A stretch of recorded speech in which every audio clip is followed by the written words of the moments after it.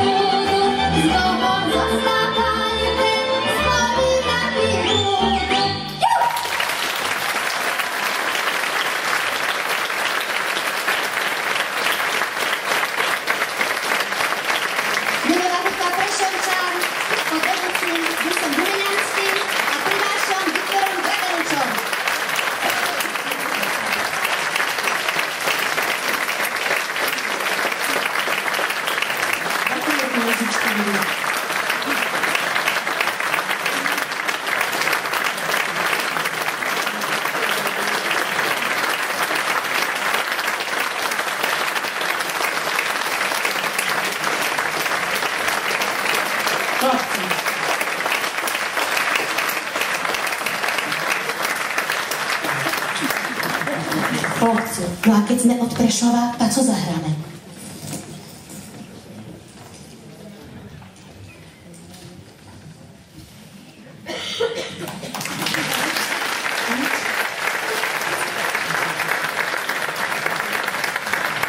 Zostaň s nami.